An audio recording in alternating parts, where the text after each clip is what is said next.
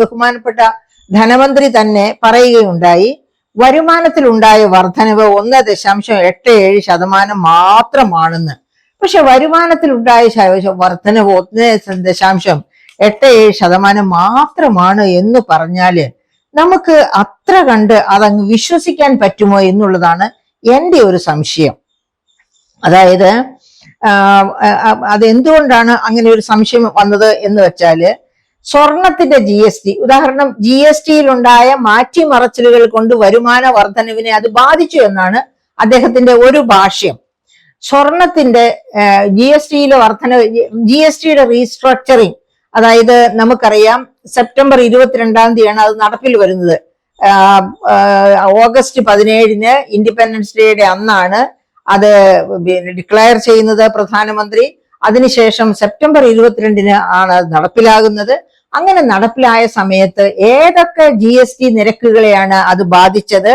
അതായത് 28% ഉണ്ടായിരുന്ന, അതായത് വലിയ ലക്ഷറി, ഏറ്റവും വലിയ ലക്ഷറി ഐറ്റംസിൽ മാത്രം ഉൾപ്പെടുന്ന 28% GST ഉണ്ടായിരുന്നതിന്റെ 99% ഐറ്റംസും താഴേക്ക്, അതായത് 18%, അതും അല്ലെങ്കിൽ 5% താഴ്ത്തുന്നു. പിന്നെ ബാക്കിയുള്ളത് നമുക്കറിയാം എന്തൊക്കെയായിരുന്നു. ഈ പറഞ്ഞ കണക്ക് മദ്യം, പിന്നെ ലോട്ടറി, അങ്ങനെ ഏതാനും ഐറ്റംസിനെ മാത്രം 40% ഉയർത്തി ബാക്കി എല്ലാം 99% ഐറ്റംസും താഴേക്ക് കൊണ്ടുവരിക ചെയ്യും. താഴേക്ക് വെച്ചാൽ ഒന്നുകിൽ 18% അല്ലെങ്കിൽ അതിലും താഴെ 5%. കാരണം 12% എന്ന ആ കണക്കേ എടുത്തു കളഞ്ഞു, ആ റേറ്റേ എടുത്തു കളഞ്ഞു. അപ്പൊ അങ്ങനെ 28 നിന്ന് 18 5 വരുന്നു. അവിടെ വരുമാന നഷ്ടം ഉണ്ടാകാം സംസ്ഥാനങ്ങൾക്ക്, ഉപഭോക്താക്കൾക്ക് ലാഭവും. ഇനി രണ്ടാമത്തെ എന്തായിരുന്നു റീസ്ട്രക്ചറിങ്ങിന്റെ ഭാഗം? 18% മുഴുവൻ ഐറ്റംസിനെയും, അതായത് 90% ഐറ്റംസും 5% കൊണ്ടുവന്നു, അല്ലെങ്കിൽ ഇല്ലാതെയാക്കി. ചിലതിനൊക്കെ നികുതി വേണ്ടെന്ന് വെച്ചു. ഉദാഹരണം, ഇമ്പോർട്ട് ചെയ്യുന്ന മെഡിസിൻസ്, വളരെ പ്രധാനപ്പെട്ട മെഡിസിൻസ്, അങ്ങനെ ചിലതിന്റെയൊക്കെ GST വേണ്ടെന്ന് വെച്ചു. പിന്നെ ഉണ്ടായിരുന്നതിനെയൊക്കെ 5% ഒതുക്കി. അപ്പൊ അവിടെയും റവന്യൂ നഷ്ടം ഉണ്ടാകാം. പക്ഷെ നമ്മൾ നോക്കേണ്ടത് സ്വർണത്തിന്റെ ഒറ്റ കാര്യം നോക്കിയാൽ മതി. അതായത് സ്വർണത്തിന്റെ കാര്യം നോക്കുമ്പോ എങ്ങനെയാണ്? സ്വർണത്തിന്റെ GST 3% മാത്രമാണ്. സ്വർണ്ണ വജ്ര ആഭരണങ്ങളിന്മേൽ ചാർത്തുന്ന GST വെറും 3%. ഈ 3% GSTയെ തൊട്ടിട്ടേയില്ല. അത് കൂട്ടിയതുമില്ല, കുറച്ചതുമില്ല.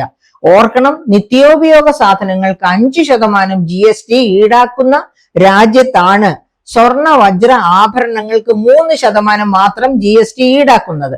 അതിനെ തൊട്ടിട്ടില്ല. അപ്പൊ ഈ 3% GSTയെ തൊട്ടിട്ടില്ല എന്ന് വെച്ചാൽ നമുക്കൊരു ബമ്പർ ലോട്ടറി അടിക്കണം. എവിടെയാണ് ആ ബമ്പർ ലോട്ടറി അടിക്കേണ്ടത്? അതായത് ഇന്ത്യയിലേക്ക് ഇറക്കുമതി ചെയ്യുന്ന സ്വർണത്തിന്റെ 20% വിറ്റഴിക്കുന്ന സംസ്ഥാനമാണ് കേരളം എന്ന് വേൾഡ് ഗോൾഡ് കൗൺസിൽ തന്നെ എല്ലായ്പ്പോഴും പറഞ്ഞുകൊണ്ടിരിക്കുന്നു.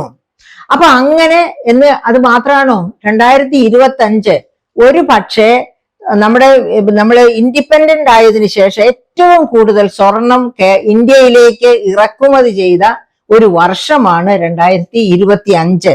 ഒക്ടോബറിന്റെ കേസ് മാത്രം എടുത്തോളൂ. ഒക്ടോബറിൽ മാത്രം 200% വർധനവാണ് സ്വർണ്ണ ഇറക്കുമതിയിൽ ഉണ്ടായത് എന്ന് കണക്കുകൾ പറയുന്നു. അപ്പൊ ഈ വരുന്ന സ്വർണത്തിന്റെ ഒക്കെ 20% കേരളത്തിൽ വിൽക്കപ്പെടുന്നു. ഈ 200% പിന്നെ വർധനവ് ഉണ്ടായപ്പോ അതേ 200% വർധനവോ അതിൽ കൂടുതലോ കേരളത്തിലും ഉണ്ടായിട്ടുണ്ട്. ഈ സ്വർണമെല്ലാം വിറ്റിട്ട് ആ GST വരുമാനം എവിടെ പോയിരിക്കുന്നു? നിങ്ങൾ ഒന്ന് കമ്മോഡിറ്റി വൈസ് ടാക്സേഷൻ എടുത്ത് നോക്കണം. 1000 കോടിയിൽ താഴെയാണ് സ്വർണത്തിൽ നിന്നുള്ള GST. അതാരെ അധികം കാണിക്കുന്നില്ല കേട്ടോ. അപ്പൊ എങ്കിൽ പോലും അതാണ് അവസ്ഥ. അതായത് കുറഞ്ഞ പക്ഷം 30,000 കോടി വരുമാനം GST 3% നികുതി ഈടാക്കിയാൽ കിട്ടേണ്ട സ്ഥാനത്താണ് 1000 കോടിയിൽ താഴെ. അപ്പൊ നമ്മുടെ ഗവൺമെന്റിന്റെ എഫിഷ്യൻസി ഒന്ന് നോക്കണം. ഇനി ഗവൺമെന്റിന്റെ, ഞാൻ ഈ പറയുന്നത് നിങ്ങൾക്ക് വിശ്വസനീയമല്ലേ? വിശ്വസിക്കാവുന്ന തെളിവുകൾ ഞാൻ നിങ്ങളുടെ മുൻപിൽ പ്രകടിപ്പിക്കാം. അതായത് ഒരു വർഷം മുൻപാണ് തോറെ ദെൽ ഓറെ, അതായത് ഒരു സ്വർണത്തിന്റെ പിന്നാലെയുള്ള പായൽ. ആരായിരുന്നു പാഞ്ഞത്? Commercial intelligence. എനിക്ക് തോന്നുന്നു ആ ഇന്റലിജൻസ് മേധാവിയുടെ പേര് ഏബ്രഹാം റെന്നോ മറ്റോ ആണ്. അദ്ദേഹം ഇപ്പോൾ കേരളത്തിൽ ഭരണത്തിൽ ഉണ്ടോ എന്ന് എനിക്ക് അറിഞ്ഞുകൂടാ. കമേഴ്ഷ്യൽ ഇന്റലിജൻസിന്റെ തലപ്പത്തുണ്ടോ എന്ന് എനിക്ക് അറിഞ്ഞുകൂടാ. അദ്ദേഹം ഒരു രാത്രി 700-ലധികം സബോർഡിനേറ്റ്സിനെ കൂട്ടി നമ്മൾ പോകുന്നത് ഒരു പിക്നിക്കിന് പോകുന്നു എന്ന രീതിയിലാണ് അദ്ദേഹം 700-ലധികം, അദ്ദേഹത്തിന്റെ കൂടെയുള്ള 2-3 ഉയർന്ന ഉദ്യോഗസ്ഥർക്ക് അറിയാമായിരുന്നു. ബാക്കിയുള്ളവരെ ഇരുട്ടിൽ നിർത്തിക്കൊണ്ട്, എന്തിനാ ഇരുട്ടിൽ നിർത്തിയത്? ഇരുട്ടിൽ നിർത്തിയത് ആരും വഴിയായിട്ട് സ്വർണ മാഫിയ അറിയരുത്, ഈ സ്വർണ മാഫിയക്കെതിരെയുള്ള ഒരു പോക്കാണ് ഈ പോകുന്നത് എന്ന്. അതിനു വേണ്ടിയാണ് സമർത്ഥനായ ആ ഉദ്യോഗസ്ഥൻ എല്ലാവരെയും ഇരുട്ടിൽ നിർത്തിക്കൊണ്ട് പിക്നിക്കിന് പോകുന്നത് പോലെ തൃശ്ശൂരുള്ള ഒറ്റ ഗോൾഡ് മെർച്ചന്റിനെയാണ് അന്ന് നോക്കിയത്. 104 കിലോ സ്വർണം, ഒരു റെക്കോർഡും ഇല്ലാതെ സൂക്ഷിച്ചിരുന്ന, പാത്തു വെച്ചിരുന്ന 104 കിലോ സ്വർണം. അതിനേക്കാൾ പിന്നെയും കാണുമായിരിക്കും, ഏതായാലും കണ്ടെത്തി. 104 കിലോ സ്വർണം ഉണ്ടെങ്കിൽ എത്രയായിരം കോടിയുടെ സ്വർണമാണ് അത്. ഈ വില 64,000 ഒക്കെ നിൽക്കുന്ന സമയത്താണ് ഇത് നടത്തിയത്. അപ്പൊ ആ സ്വർണം, അത്രയും സ്വർണം ഒറ്റ വ്യാപാരിയിൽ നിന്ന് കണ്ടെത്തി എന്ന് പറയുക. അതിനുശേഷം അദ്ദേഹത്തെ ഒരുപക്ഷെ സമ്മതിച്ചിട്ടില്ലേ? എന്തുകൊണ്ടാണ് പിന്നീട് അതുപോലെയുള്ള കാര്യങ്ങൾ നടത്താത്തത് എന്ന് നമുക്ക് അറിഞ്ഞുകൂടാ. ഞാൻ വിചാരിച്ചു കാര്യക്ഷമതയുള്ള ഒരു ഉദ്യോഗസ്ഥൻ ഇദ്ദേഹം ഇവിടെ ഇരിക്കുകയാണെങ്കിൽ ഈ സ്വർണ മാഫിയയെ ഒരു പരിധി വരെയെങ്കിലും നിർത്തും, അതായത് അവരെ ഒന്ന് തളയ്ക്കും എന്ന് തന്നെ വിചാരിച്ചു. അവരെ തളയ്ക്കുന്നതിന് എനിക്ക് പ്രത്യേക സന്തോഷമൊന്നുമില്ല. ഖജനാവ് നിറയും. ഇവിടുത്തെ പാവപ്പെട്ടവർക്ക്, വീടില്ലാത്തവർക്ക് വീട്, നമ്മുടെ ആരോഗ്യരംഗം, വെന്റിലേറ്ററിൽ കിടക്കുന്ന ആരോഗ്യരംഗം മെച്ചപ്പെട്ടു വരും. അങ്ങനെ കാർഷിക മേഖല നോക്കൂ, പ്രൊക്യൂർമെന്റ് പൈസ കൊടുക്കാൻ പോലും സർക്കാരിന്റെ ഖജനാവിൽ പണമില്ലാത്ത അവസ്ഥയിൽ കർഷകർ എന്താ ചെയ്തത്? ഈ കഴിഞ്ഞ കൃഷിയില് ആ 1ാം വിളയില് ആ നെല്ല്, നല്ല ഒരു ഭാഗം, പകുതിയിലധികം നെല്ലും അവര് വെറും എന്താ പറയുക, ഈ മറ്റുള്ളവർക്ക്, അതായത് മറ്റു വ്യാപാരികൾക്ക് കൊടുക്കുകയാണ് ചെയ്തത്.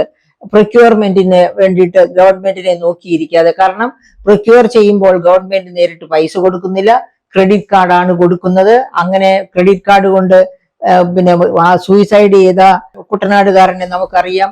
അങ്ങനെയൊക്കെയുള്ള ഒരു അവസ്ഥ, അതായത് കർഷകരെയൊക്കെ പൂർണ്ണമായിട്ടും തഴഞ്ഞിരിക്കുന്ന ഒരവസ്ഥ. അതുപോലെ വന്യമൃഗ മനുഷ്യ സംഘർഷം, എത്രയോ പേരാണ് ഓരോ ദിവസവും മരിച്ചുകൊണ്ടിരിക്കുന്നത്. അതിനൊന്നും പരിഹാരം കാണാൻ ഒന്നിനും പണമില്ല സർക്കാരിന്റെ ഖജനാവില്. അതാണ് അവസ്ഥ. ആ അവസ്ഥയിലാണ് ഈ സ്വർണം. ഒരു രാത്രി കൊണ്ട് 104 കിലോ സ്വർണം കണ്ടെടുത്തു. ആ 104 കിലോ സ്വർണം വിറ്റാൽ തന്നെ ഈ ഇവിടെയുള്ള കുറെ പ്രശ്നങ്ങളൊക്കെ പരിഹരിക്കാനാകുമായിരുന്നു. എന്ത് ചെയ്തു എന്ന് നമുക്ക് ആർക്കും അറിഞ്ഞുകൂടാ. അപ്പൊ അങ്ങനെ അതുപോലെ ഇപ്പൊ ഈ 1,04,440 രൂപ ഒരു പവൻ സ്വർണത്തിന് വില നിൽക്കുന്ന സമയത്താണ് ഈ കേരളത്തിലേക്ക് ഇത്രയേറെ സ്വർണം ഇറങ്ങി വരുന്നത്. ഈ സ്വർണത്തിലൊക്കെ ഇൻവെസ്റ്റ് ചെയ്യാൻ എവിടെ നിന്ന് പണം ഉണ്ടാകുന്നു എന്ന് വെച്ചാൽ കേരളത്തിലേക്ക് ഇഷ്ടം പോലെ കള്ളപ്പണം ഇറങ്ങുന്നുണ്ട്. ആ മാഫിയയെ ഒക്കെ തളയ്ക്കാൻ ഈ ഗവൺമെന്റിന് കഴിയുന്നില്ല. അതുകൊണ്ടൊക്കെയാണ് ഇതുപോലെ നമ്മുടെ ഖജനാവ് ശോഷിച്ചിരിക്കുന്നത്. അതുപോലെ തന്നെ ഇന്ന് രാവിലെ തന്നെ നിങ്ങൾ കേട്ടില്ലേ, കണ്ണൂര് ഒരു SIയെ സസ്പെൻഡ് ചെയ്തിരിക്കുന്നു. എന്തിനാണ് SIയെ സസ്പെൻഡ് ചെയ്തത്?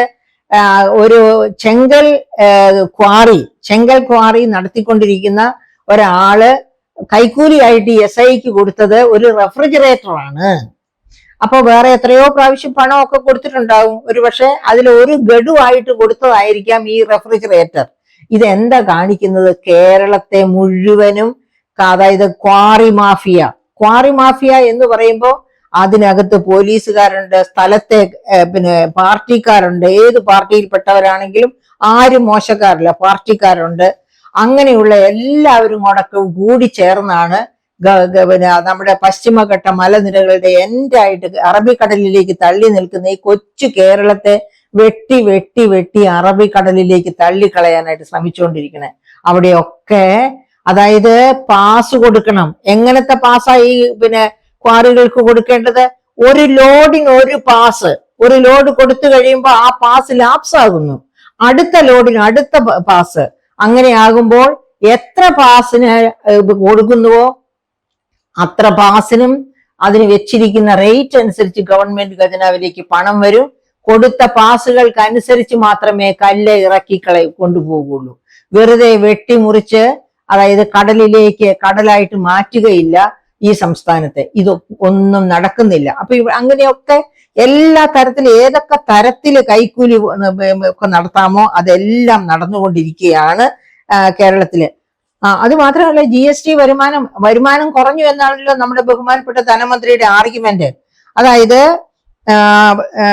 25 ഈ കഴിഞ്ഞ അതായത് ഡിസംബർ 12 തന്നെ വന്ന മാധ്യമങ്ങളിൽ വന്ന വാർത്ത അനുസരിച്ച് 2025 ഡിസംബർ 2 ആ വാർത്ത വന്നത്. അതായത് തീർപ്പാക്കലിന് ശേഷമുള്ള GST, അതായത് GST കേന്ദ്രവും സംസ്ഥാനങ്ങളും കൂടി പങ്കിടുകയാണ് ചെയ്യുന്നത്. ആ പങ്കിടലിന് ശേഷമുള്ള GST എന്നാണ് ഉദ്ദേശിക്കുന്നത്. അപ്പൊ ഞാൻ പറഞ്ഞല്ലോ സ്വർണത്തിന്റെ GST എല്ലാം, സ്വർണമൊക്കെ GST ഒക്കെ വെട്ടിച്ചു പോവുകയാണ്. ആർക്കും കിട്ടുന്നില്ല, കേന്ദ്രത്തിനും കിട്ടുന്നില്ല, സംസ്ഥാനത്തും കിട്ടുന്നില്ല. ആർക്കെങ്കിലും ഒക്കെ പോക്കറ്റിൽ കിട്ടുന്നുണ്ടാകും. അതുകൊണ്ടാണല്ലോ അത് വെട്ടിക്കാനുള്ള അവസരം ഉണ്ടാകുന്നത്. അപ്പൊ അങ്ങനെ എന്നിട്ട് പോലും ഇതായി 2025 ഡിസംബർ 2 കണക്കനുസരിച്ച്, അന്ന് ഗവൺമെന്റിൽ നിന്ന് വരുന്ന കണക്കനുസരിച്ച് തീർപ്പാക്കലിന് ശേഷമുള്ള GST നവംബർ വരെയുള്ള GST വരുമാനം എത്രയാണ്? 2025 നവംബർ വരെയുള്ള GST വരുമാനം 2963 കോടിയാണ്. എന്ന് വച്ചാൽ 2024 2746 കോടി, 2024 2746 കോടിയായിരുന്നത് വളർന്ന് 2963 കോടിയായി. അതായത് 2 വർഷവും തമ്മിലുള്ള വ്യത്യാസം 8% വളർച്ച ഉണ്ടായിട്ടുണ്ട് GST വരുമാനത്തിൽ എന്നാണ് ഈ നവംബർ വരെ. അപ്പൊ ഒക്ടോബറിലെയൊക്കെ സ്വർണത്തിന്റെ കണക്കും കൂടി അനുസരിച്ച് GST കൂട്ടുകയാണെങ്കിൽ ഇതിനേക്കാളും വളരും. പിന്നെ എവിടെ പോയി ഈ വരുമാനം എന്നാണ് നമുക്ക് മനസ്സിലാക്കാത്തത്. അപ്പൊ അങ്ങനെ അതായത് 83% വളർച്ചയാണ് സ്വർണത്തിന്റെ വിലയിൽ ഉണ്ടായത്. ഈ 64,000 നിന്ന് തുടങ്ങി 1,04,440 രൂപ ഇന്നലത്തെ വില അതുവരെ വന്നപ്പോഴേക്കും 83% വളർച്ചയാണ് ഇതിന്റെ വിലയിൽ, സ്വർണത്തിന്റെ വിലയിൽ ഉണ്ടായത്. അതിനനുസരിച്ച് GSTയുടെ വരുമാനത്തിലും ഉണ്ടാകണമായിരുന്നു. പക്ഷേ ഈ പറയപ്പെട്ട സ്വർണം വാങ്ങുകയും വിൽക്കുകയും ചെയ്യുന്നവരെ തൊട്ടിട്ടില്ല എന്ന് വേണം നമുക്ക് മനസ്സിലാക്കാൻ. നമുക്ക് വേറെ ഉണ്ട്, ഇഷ്ടംപോലെ ഉദാഹരണങ്ങൾ പറയാനുണ്ട് കേട്ടോ. ഫോറസ്റ്റ് റിസോഴ്സസ്, ഗവൺമെന്റിന്റെ ഖജനാവിലേക്കാണ് ഫോറസ്റ്റ് വിഭവങ്ങളുടെ ഒക്കെ വിൽപ്പനയിൽ നിന്ന് കിട്ടുന്ന ഓപ്ഷൻ നടത്തി, തടി മുതലുള്ള എല്ലാ സാധനങ്ങളും ഓപ്ഷൻ നടത്തി കിട്ടുന്ന വരുമാനം ഗവൺമെന്റ് ഖജനാവിലേക്ക് വരുന്ന അതായത് നികുതിയേതര വരുമാനത്തിൽ പെടും. അപ്പം 2000-ല് 21%, അതായത് നികുതിയേതര വരുമാനത്തിന്റെ 21% ഫോറസ്റ്റ് റവന്യൂ ആയിരുന്നു. ഇപ്പൊ അത് വെറും 7% മൂക്ക് കുത്തിയിരിക്കുന്നു. എവിടെ പോയി? നമ്മൾ കേട്ടിട്ടില്ലേ മുട്ടിൽ മരമുറി, സുഗന്ധഗിരി മരമുറി, എന്തൊക്കെയാണ് ഈ ഗവൺമെന്റിന്റെ കാലഘട്ടത്തിൽ ഉണ്ടായ മരമുറി കേസുകൾ. അങ്ങനെ മരം മാത്രമല്ല മുറിച്ചു കടത്തുന്നത്, അതുപോലെ വനവിഭവങ്ങളെല്ലാം ഇതുപോലെ പോവുകയാണ് ചെയ്തിരിക്കുന്നത്. അതുകൊണ്ടാണ് 20% ഇരുന്ന ഫോറസ്റ്റ് റവന്യൂ വെറും 7% മാറിയത്. ഇതുപോലെ സമസ്ത മേഖലകളിലും വരുമാന നഷ്ടമാണ് ഉണ്ടായിരിക്കുന്നത്. അതിനെ നമ്മൾ കാര്യക്ഷമത എന്നാണോ പേരിട്ട് വിളിക്കേണ്ടത്, അതോ കാര്യക്ഷമത ഇല്ലായ്മ എന്നോ?